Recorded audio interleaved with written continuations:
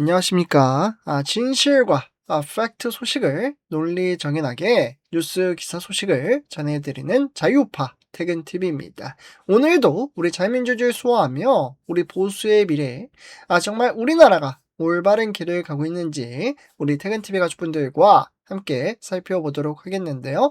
오늘도 우리 퇴근TV 가족분들, 정말 이 영상이 널리 퍼질 수 있도록 저희 같은 청년에게 힘을 주시어, 특히 구독, 좋아요, 알람 설정 한 번씩 부탁드리겠습니다. 그러면 바로 시작하도록 하겠습니다. 우리 퇴근TV 가족분들, 우리 대한민국 정치권을 가장 정말 뜨겁게 달군 장면이 무엇입니까? 이번 주. 바로 부정선거 맞짱 토론입니다. 이번 토론에서 역시나 전한길 선생님과 이준석 대표가 정면으로 맞붙었고, 여기에 박주원 변호사, 정말 대단하십니다. 이와 더불어 이영동 PD, 김미영 원 대표까지 함께하며 대략적으로 한 6시간, 7시간 정말 치열한 공방이 이어졌습니다. 그리고 이 영상은 누적 조회수 500만, 600만을 넘어서고 있습니다.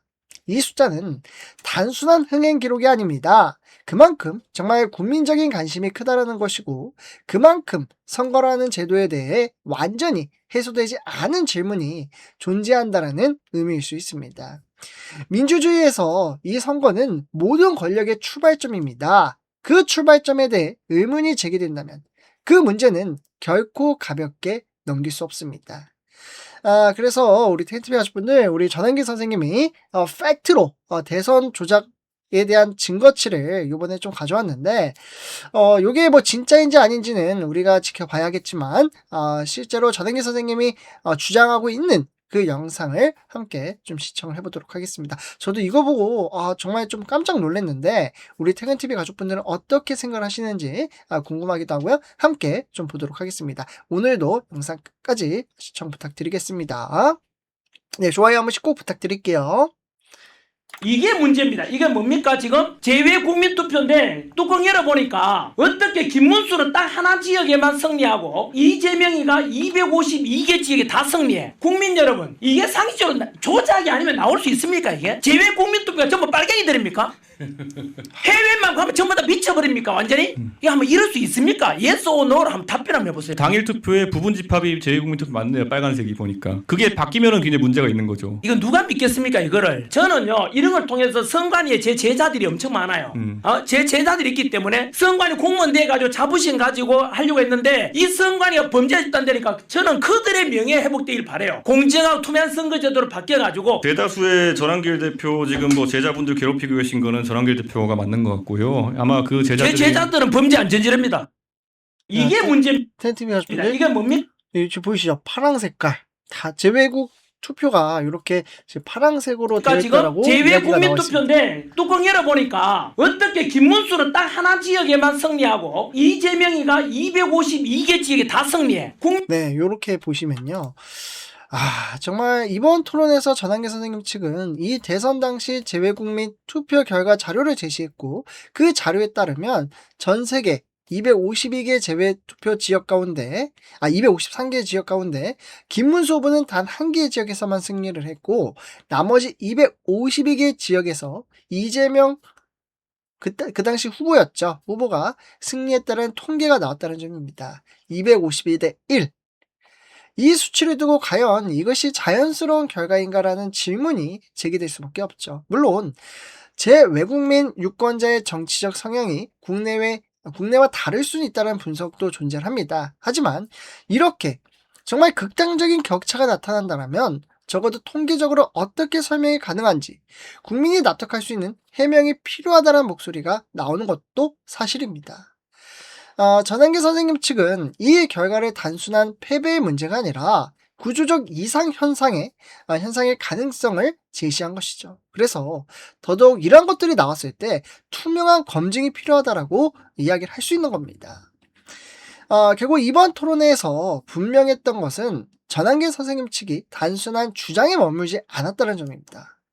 통계와 데이터, 그리고 실제 소송 과정에서 확보한 판결문까지, 그리고 판결문뿐만 아니라 판결 결과까지 공개를 하지 않았습니까?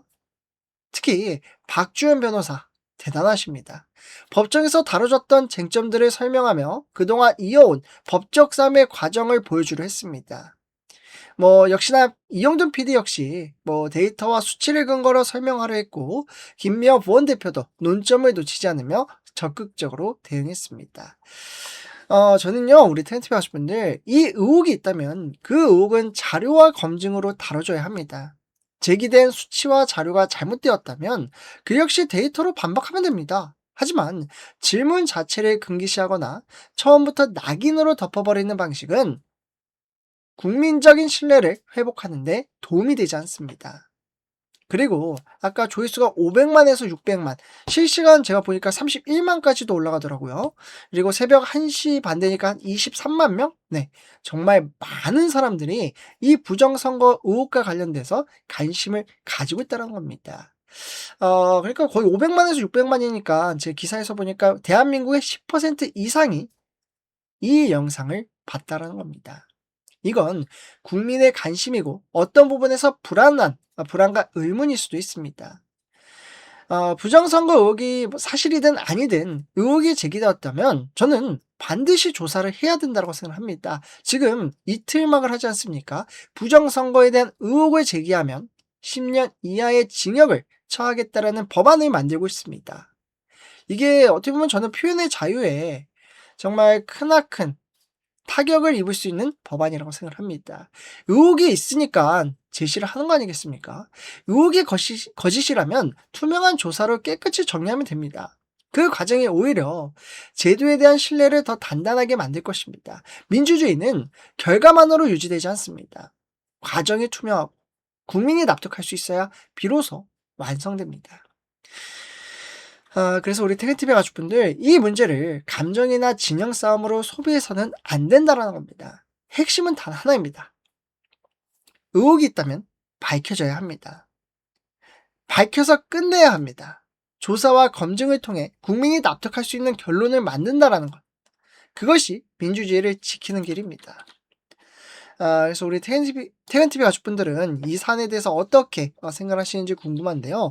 지금 제가 커뮤니티를 통해 이 부정선거 관련돼서 우리 전한계 선생님과 이준석 대표에 대한 이제 토론 입장에 대해서 누가 이겼는지 그런 부분도 지금 조사를 하고 있는데, 현재까지 98% 정도가 전한계 선생님 쪽이 우세한 상황입니다. 그래서 이 부분도 제가 결과치가 또 나오는 대로 우리 태근TV 가족분들에게 공유를 해드리도록 하겠습니다. 그래서 오늘 영상은 이렇게 좀 마치도록 하고요. 제 영상이 도움이 되셨다면 구독, 좋아요, 알람 설정 부탁드리겠습니다. 감사합니다.